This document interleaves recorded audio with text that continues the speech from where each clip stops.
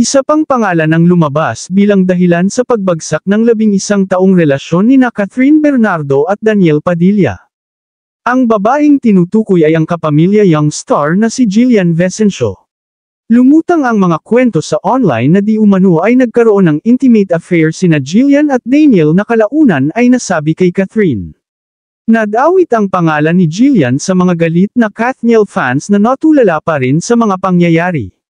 Ngunit sino si Jillian Vicencio? Narito ang ilang mga interesanteng detalye tungkol sa kanya. Star Magic Talent. Si Jillian ay bahagi ng pangangalaga ng Star Magic, ang talent arm ng ABS-CBN.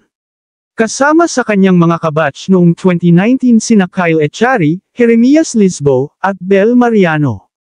Commercial model. Bago maging artista, si Jillian ay isang commercial model. Isa sa mga commercial niya ay para sa isang facial wash brand kasama ang aktor na si James Reid at isang ice cream brand. Vlog cooking. May video si Jillian sa kanyang vlog sa YouTube kung saan nakikita siyang nagluluto. Mahilig magluto ang young actress gaya ng pagkahilig niyang kumain.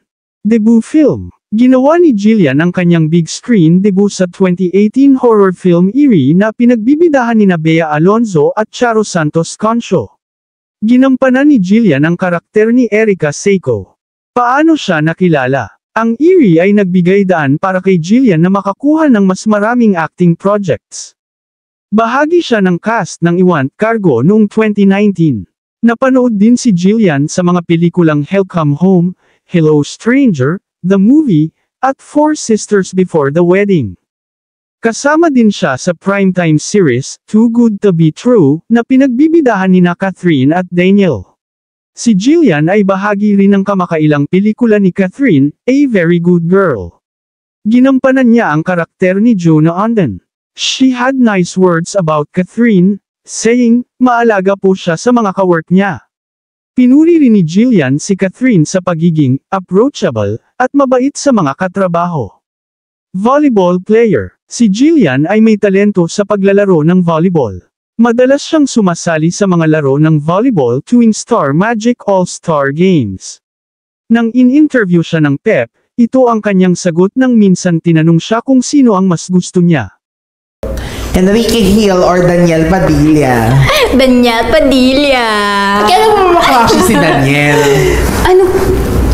Actually, ang gulo-gulo ko rin eh. Kasi dati, si James Reid ang gusto ko. Tapos naging Daniel Padilla. Ang galing kasi umarte. Ikaw, Toxie, alam ko kung paano ka sa pamilya mo, sa kapatid mo, sa airmat mo, sa airpat mo. Ina-admire ko yan sa'yo. Alam mo yan, beautiful souls. At lagi ko kayo iti-treasure. Nandito kayong dalawa.